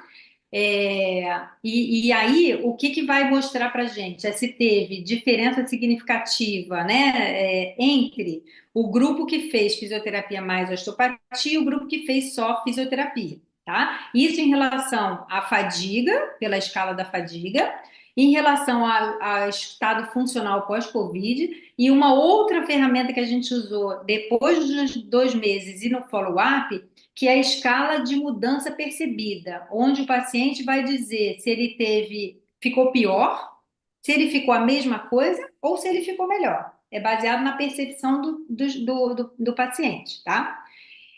Então, tem isso, a gente usou o Preces, né, para fazer isso. E aí vem uma outra discussão assim: muitos ensaios que são pragmáticos não colocam pragmáticos no seu título ou nas suas keywords, nas palavras-chave. Então, tem essa questão também, assim, que todo mundo que faz ensaio pragmático deveria usar essa ferramenta para saber o quão pragmático é e declarar ser pragmático. Por outro Uhum. lado, tem um monte de ensaios que se dizem pragmáticos, mas que eles não são nada pragmáticos. Tem até um estudo publicado até por uma osteopata espanhola falando sobre isso, o quão pragmáticos são os ensaios que são pragmáticos. Na verdade, porque falta muito pragmatismo. Então, e outra coisa que é importante desse estudo é que ele foi feito num centro de saúde pública, onde as pessoas recebem esses tratamentos, não tem nenhum tratamento diferente. É na mesma sala que você recebe, é com a mesma pessoa, do mesmo jeito, tem outras pessoas atendendo, é tudo exatamente como é a vida real, tá? E aí, a gente vai ter os resultados desse estudo, mas o que eu acho importante desse estudo é assim, gente, há 20 anos atrás, a gente não conseguia fazer o tratamento de osteopatia como a gente faz na prática clínica. Vocês devem ter passado por isso, a gente ia no comitê de ética, mandar falar, tem que ter um protocolo, mas não tem protocolo, tem que ter um protocolo. Então, muitas pessoas publicaram fazendo protocolos, apesar de que isso não tinha nada a ver com a prática deles, né? E aí eu sempre bato nessa tecla, eu digo assim, gente, alguém já se tratou com psicologia? Já fizeram terapia alguma vez? Você acha que uma sessão de terapia pode ser igual à primeira, à segunda? Não, porque você já é outra pessoa, você já viveu uma semana de diferença. E os psicólogos conseguem fazer pesquisa, então por que que a gente não vai conseguir? Todas as práticas que são complexas, abordagens complexas, tem que ter um mecanismo de avaliar o que a gente faz na vida real. Porque, e o importante disso é assim, é que essas informações que vêm de ensaios pragmáticos da vida real, o objetivo, então, é informar. E essa informação, ela vai, então, influenciar políticas públicas. Por quê? Porque se a gente mostra que para a fadiga, fazer fisioterapia mais osteopatia é melhor, a pessoa melhora mais, junto com estudos de custo-efetividade, isso vai influenciar. Por quê? Por quê? Porque o governo vai saber que, olha, eles fazem isso aqui, vem mais vezes aqui, mas eles melhoram mais rápido, então tem precisa de menos atendimento. Então, esse também é o grande diferencial do ensaio pragmático, porque ele tem esse objetivo. Ninguém vai responder se foi a técnica A, B ou C, se eu usei uma técnica de liberação miofacial ou se eu usei uma técnica de articulatória. Isso não é importante para a gente responder aqui. O importante para responder é se a abordagem como um todo, e é o que eu falo, gente, quando você vai num osteopata, o que vai contar é a experiência, é o todo, não é o que você aplicou de técnica, né? E nesses estudos é isso que vai contar. É o paciente chegou, você recebeu o paciente, você ouviu o paciente, você fez uma relação com ele, você vai usar o seu toque para examinar o paciente, você vai usar o seu toque para tratar o paciente e depois você vai dar orientações para ele, você vai ver o que faz sentido para aquele paciente. Porque não adianta eu dizer para ele, ah, você precisa andar. Ele fala, gente, mas eu moro ali num lugar que não dá para andar, é cheio de pedra. Então, tá bom, qual vai ser a estratégia que a gente vai fazer? Você acha que dá para sentar e levantar 5 vezes por dia?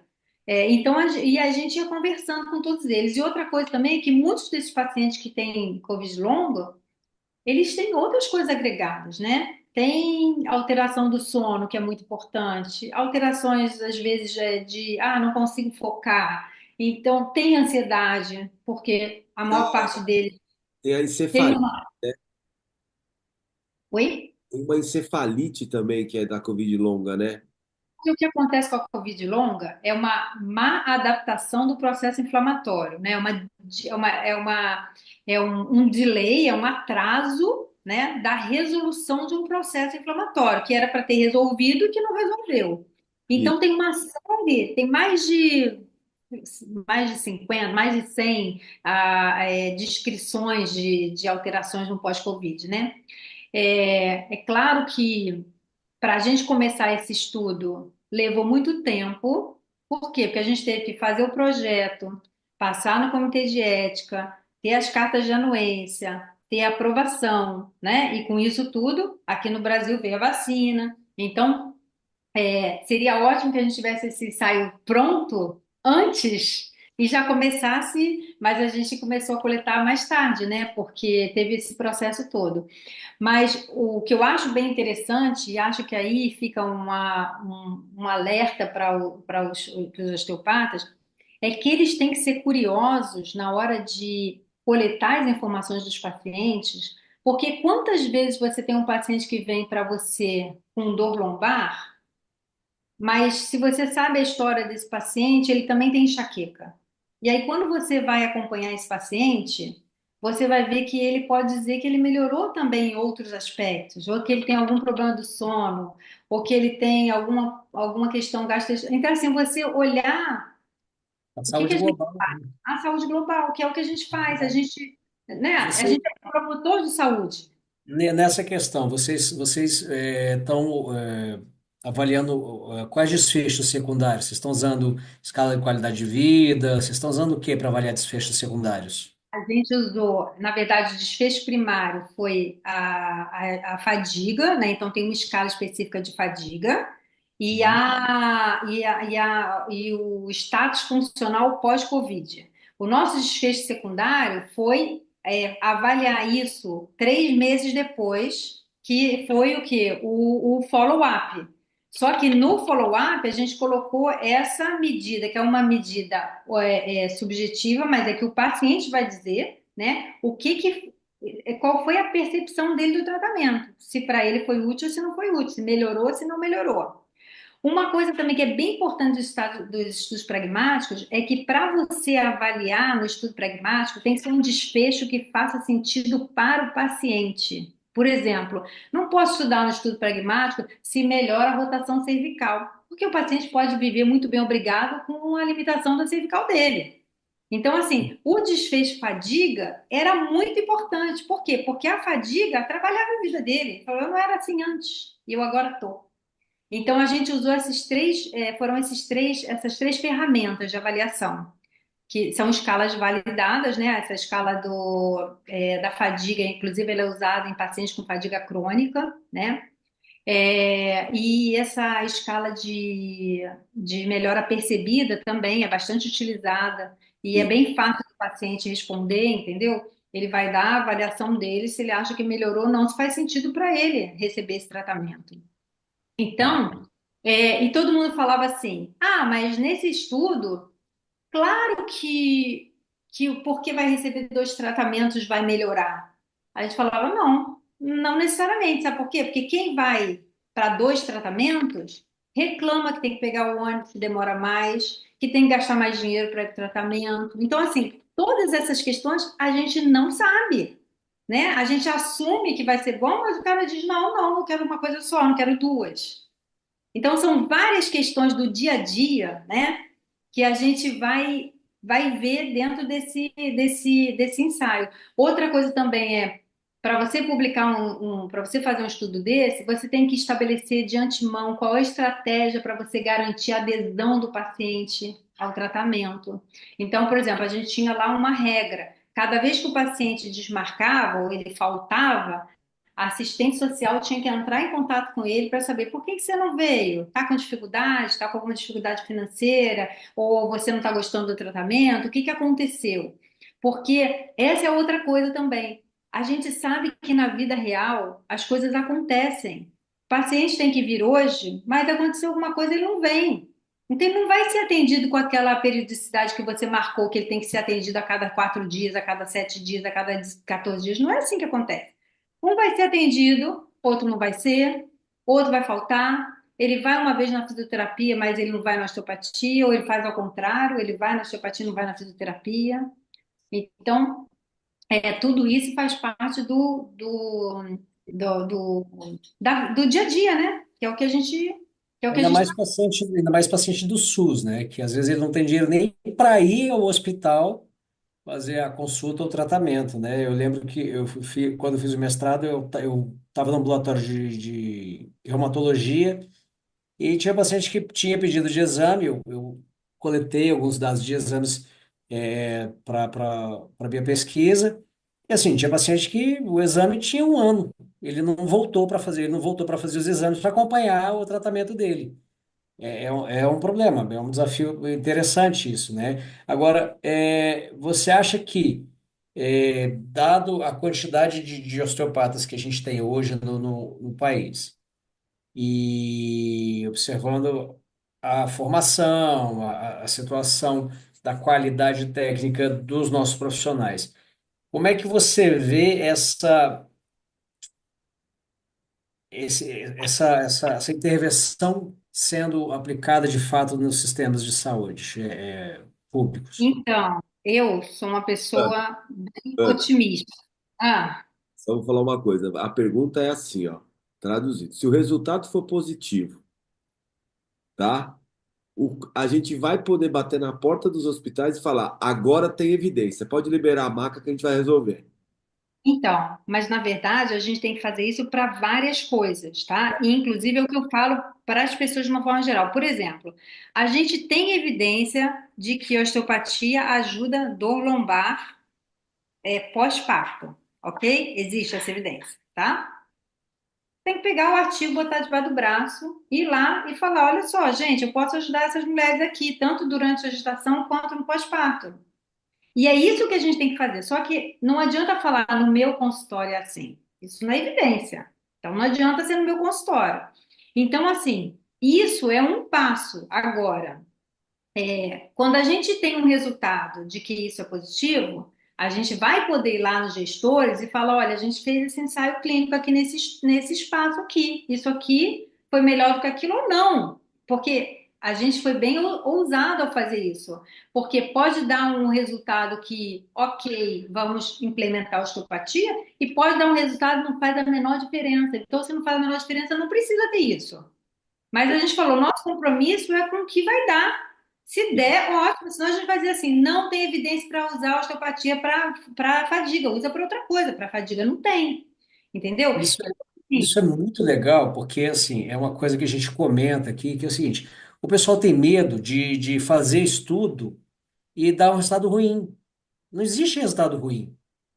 Quem É ganha é sempre o paciente. Se você faz um estudo e fala assim, olha, essa abordagem não vai servir para diminuir a fadiga. Ah, que droga, o resultado foi ruim. O estudo Não, o mostrou. resultado é ótimo. Agora ninguém mais vai pesquisar isso, porque aí não precisa, já foi E respondido. mais do que isso, o paciente não vai perder tempo fazendo uma coisa que não dá resultado, Beleza, é isso, é né? isso. Então, eu Até não porque tenho problema com resultado ruim, porque eu já publiquei vários resultados e acho que é isso aí mesmo, né? Tem ruim, tem bom, mas tem ruim também. Ó, a gente nem precisa, a gente já sabe que para você fazer exame de postura lá com foto, tanto faz você usar o método para marcar C7 mais acurado e menos acurado, que dá no mesmo, porque muda o número do ângulo, mas não muda a classificação. Então, tanto faz, usa o que você quiser. Então, assim, é isso. Quando a gente foi fazer esse estudo, a gente sentou, o grupo de pesquisa, e falou assim: olha só, a gente realmente quer fazer isso? A gente realmente quer fazer isso. Então, vamos responder essa pergunta. Sendo positiva, sendo negativa, tá tudo bem, né? E aí, o que eu acho é que a gente vai ter que construir essas coisas. Olha, vamos fazer isso com fadiga. Vamos pensar alguma outra coisa crônica, porque a gente tem na revisão sistemática que os italianos publicaram sobre doenças crônicas, ela foi inconclusiva em relação à osteopatia, mas ela mostrou uma coisa muito importante, que é seguro. Não teve efeito colateral. Então a gente já tem esse dado. Olha, é seguro. Então agora a gente tem que procurar outras coisas, entendeu? E também, assim, usar a evidência que tem. Por exemplo, a gente tem evidência de que tratamento osteopático para enxaquecoso diminui o número de crises e o número de medicação. Implementaram isso? Aí essa pergunta, implementaram isso?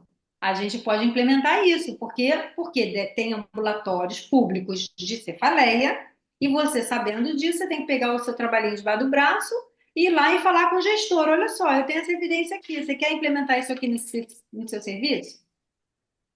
E isso a gente vai ter que fazer aos poucos, porque tem pouca evidência. Gente, há 20 anos não tinha nada. A quantidade de estudos que foram publicados de osteopatia nesses 20 anos foi muito grande. A gente tem que fazer mais coisas? Tem, mas a gente já tem muito Não, mais. a gente sempre vai ter que fazer mais coisas. Isso nunca vai acabar e ainda bem.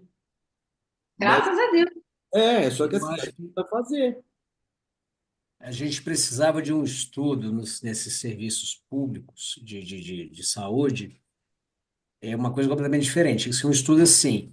Vamos avaliar se um serviço de fisioterapia dirigido só por fisioterapeutas funciona melhor do que um serviço dirigido por um médico que não tem de porra nenhuma do que está acontecendo, Tá, mas aí, ó, é uma ideia. Se não está né? respondido, tem Porque essa. esse é um problema que a gente tem que é muito sério. Então, Exato. então, então é isso. Quantas vezes você pegou um paciente e falou assim, ah, mas o meu médico falou que eu não posso fazer osteopatia agora. É, então, graças a Deus a gente já está mudando, né? Porque as pessoas que mandam agora, elas já falam o contrário. Eu já estou assim, graças a Deus. É assim, o médico Ah, diz assim, peraí, antes da gente pensar em investigar isso, que a gente já sabe que não precisa ficar investigando dor lombar ou cervical sem sinais neurológicos, vai lá na osteopata e vê se ela vai te ajudar. Se continuar, você volta aqui. Então a gente mas já está. ainda é seminal isso, né? O que a gente vê de fato é ainda é o contrário, né? O cara, não, mas você vai no osteopata? Não pode manipular nada. Agora é a hora de ficar quietinho sem fazer nada, né, Léo? Você tem uma experiência Ah, boa hoje com eu isso tive aí. uma hoje, boa. A paciente passou em avaliação comigo a semana passada, e aí ela estava com uma dor ciática. Aí eu fiz toda a avaliação, não sei o que, tal, tal, tal, e nem era uma ciática, né? Não tinha nem nenhum sinal de compressão no nervo ciático e tal. E aí ela passou nessa semana no ortopedista, e o ortopedista falou para ela assim, ó, você pode parar com todos os tratamentos agora, que você precisa fazer repouso por 15 dias, e aí depois a gente vai entrar com algum tipo de tratamento. Então agora você vai fazer repouso, e tratamento de fisioterapia para você agora é só analgesia. Deita na maca e põe um choquinho. É só isso. É complicado, né? Mas aí a gente tem que. E também é assim: se o paciente acreditou nisso, você vai ter que ir com um jeito, né? Porque não adianta entrar em solo e falar que ele tá. Eu nunca falo que ele tá errado.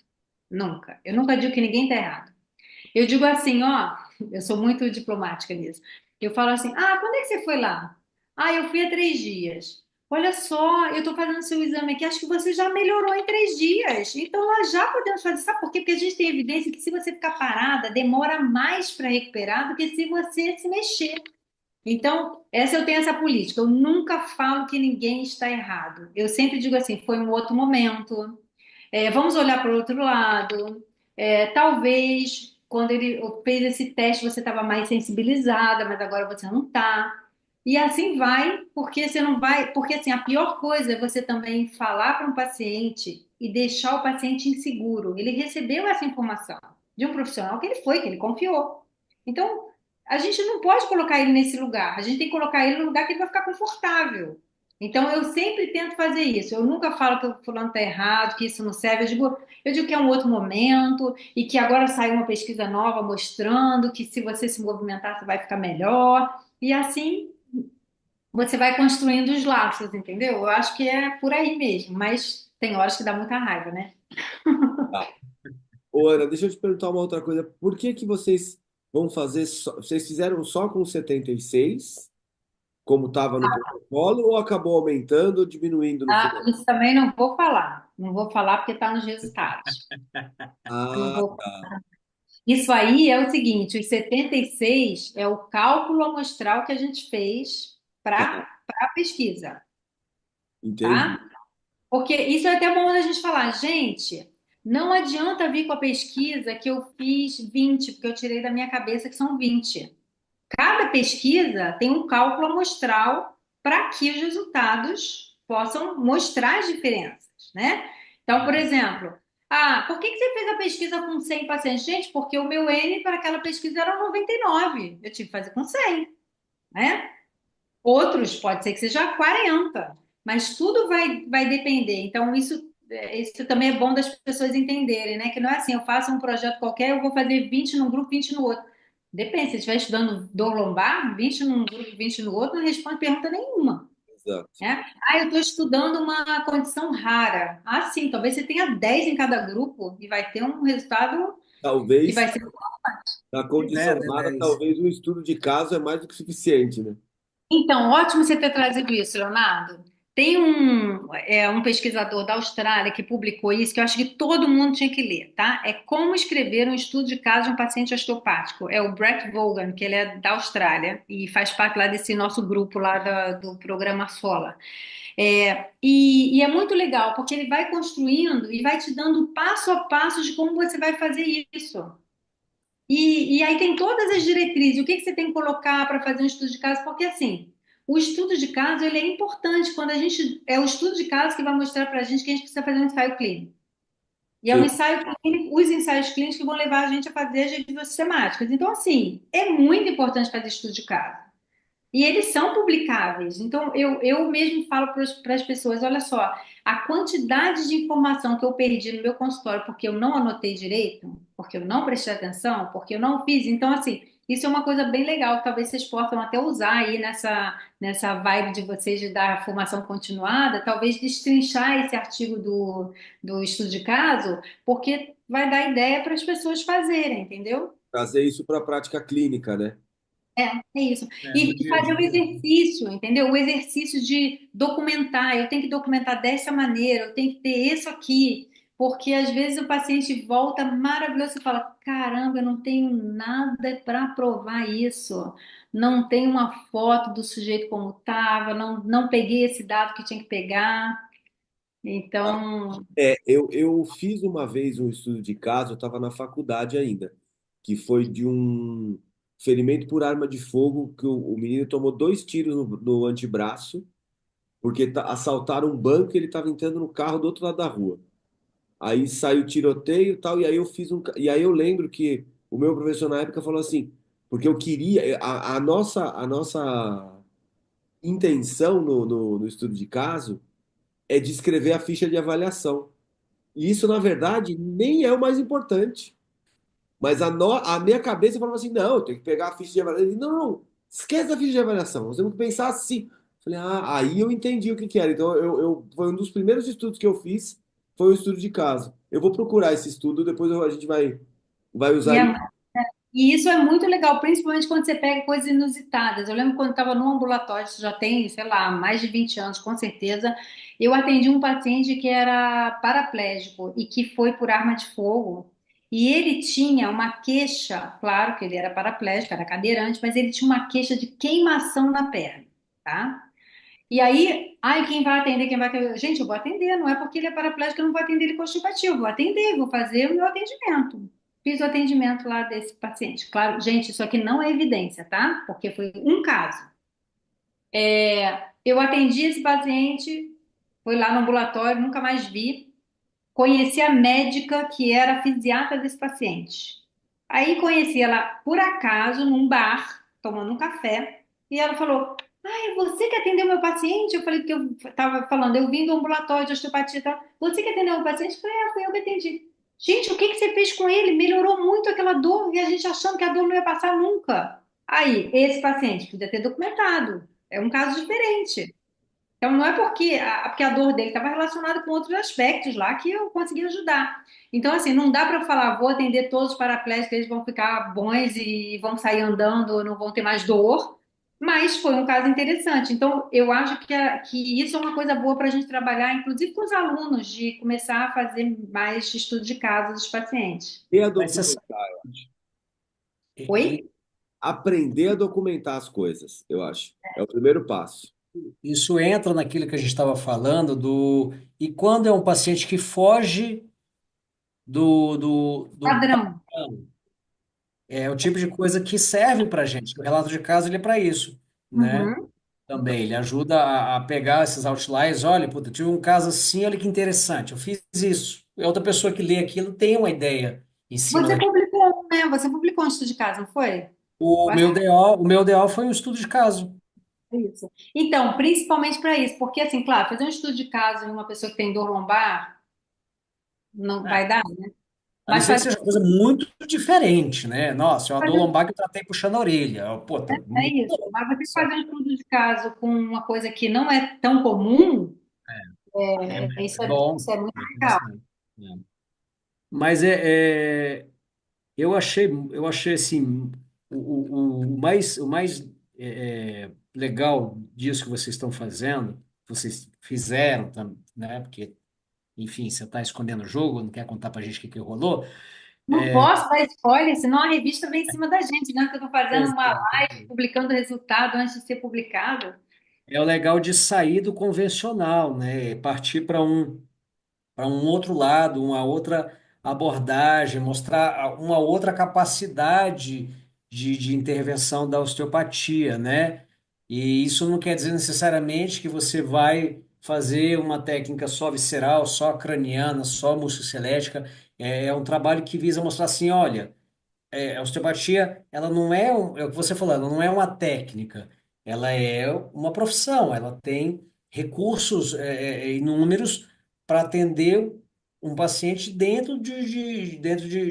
do que a gente vê numa avaliação. O protocolo que você trouxe aqui para a gente mostra exatamente isso. Não existe uma abordagem pronta. Existe um propósito de cuidar de um indivíduo com as ferramentas que você tem dentro da profissão. Vai dar diferente? O fulano, eu fiz mais técnica musculoesquelética, no outro eu fiz mais visceral, no outro eu fiz mais não sei o quê. Mas aí, o que funciona? O que funciona é a osteopatia.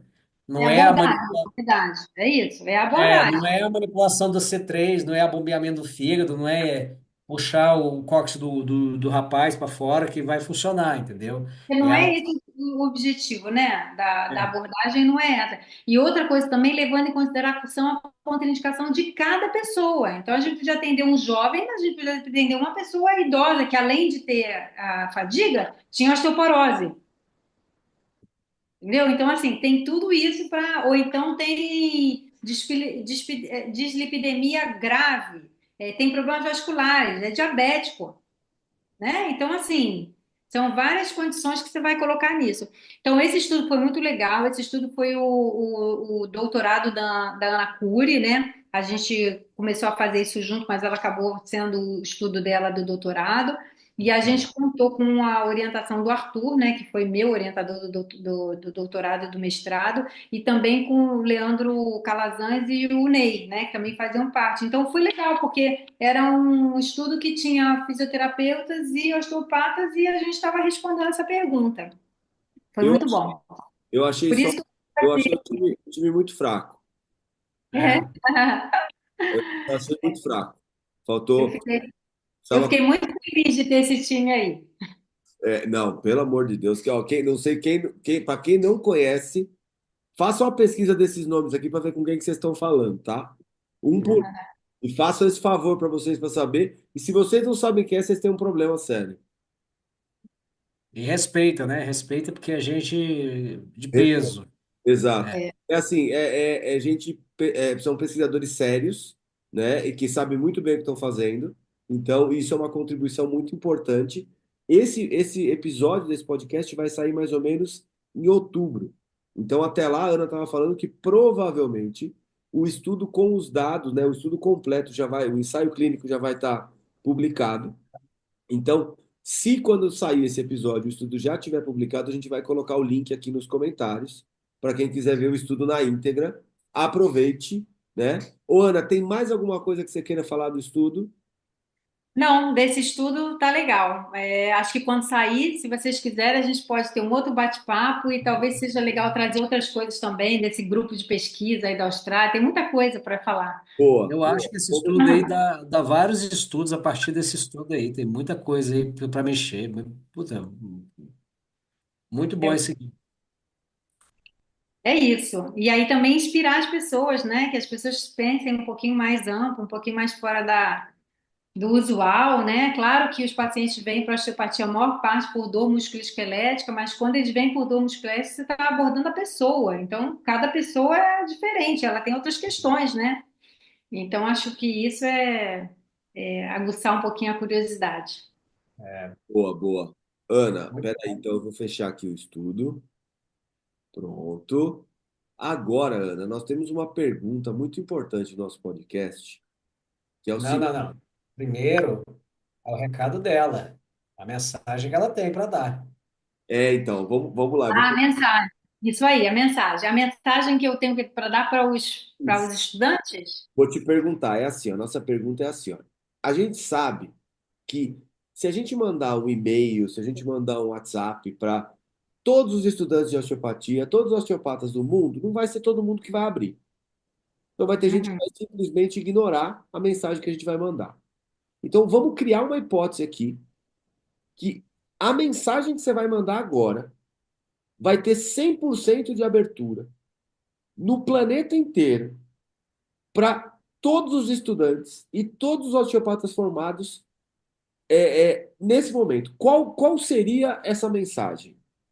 Então, minha mensagem para os estudantes é o seguinte: sejam muito curiosos e não tenham medo de desafiar. Não aceita nada pronto, tá? Eu sempre fui assim. Falou, será que é mesmo? Peraí, mas onde é que está esse estudo? Então não tem esse estudo, então a gente precisa saber disso. Então, ser muito curioso, desconfiar, não ter medo de ser crítico educado não tem nenhum problema, tá? E outra coisa que eu vou falar também para os meus colegas que já estão formados, tá? Porque os alunos, eles podem até se iludir com ideias, faz parte da formação para eles ficarem melhores. Mas os que já estão formados, gente, não dá para parar de estudar. A gente sabe uma coisa hoje. Amanhã vai sair outra evidência, a gente vai falar, ih, a gente mudou de ideia, porque agora tem evidência de outra coisa. Então, assim, não dá para parar de estudar. E tem que pensar que, como profissional de saúde, você tem que estar atualizado, você recebe paciente todo dia, então tem que se atualizar. Ou vai se ligar a um grupo de pesquisa, você não tem que fazer a pesquisa. Eu tenho certeza que nem todo mundo vai ser pesquisador, mas você tem a obrigação de consumir a pesquisa. E já tem tantas coisas prontas, e se vocês estão fazendo, vocês estão destrinchando. Então, assim, não pode parar de evoluir, não pode se acomodar. Se você quer se acomodar, não pode ser profissional da saúde. Esquece, vai fazer outra coisa. Abre uma lojinha, abre uma lojinha, vai abrir um café, faz qualquer coisa, mas não dá para ser profissional da saúde sem se atualizar, tá? E os osteopatas estão inseridos nisso aí. Então a gente quer que os osteopatas estejam lá em cima, bem, com o discurso afiado com a evidência, tá? Então esse é meu. E outra coisa que eu quero dizer para vocês é o seguinte, ó, se uma pessoa pode, todo mundo pode, tá? Então não fiquem achando que vocês não são capazes, que vocês são capazes de fazer muita coisa, tá? Sempre vai ter uma pessoa, se você está muito afim de fazer alguma coisa, se você está muito comprometido, vai ter sempre uma pessoa para te ajudar. Confia nisso e vai. É isso aí. Boa, boa. A mensagem vai ser aberta por 100% dos estudantes e osteopatas, pelo menos dos que ouviram esse podcast. Que ótimo, espero poder inspirar eles. Exato. Então a gente E fez a nossa parte. eu acrescentaria o seguinte: não vai ser fácil. Ah, não, eu acho que não vai ser fácil, mas Porque assim, nunca é. quem tá querendo coisa fácil, a É, gente, a gente quer desafio, então tá tudo certo, vamos embora. mas vamos parar com esse papo, vamos para a parte que importa mesmo, que é saber, Ana, qual é a sua pseudociência favorita?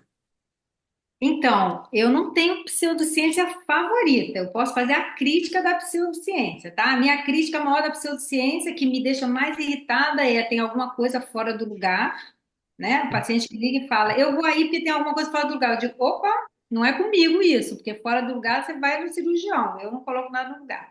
Então é isso. Outra coisa que me deixa muito irritada é a pessoa tá com dor à longa.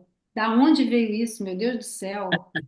Quem é que está falando isso? Se tem algum osteopata falando isso, eu vou falar, pelo amor de Deus, em que mundo você vive?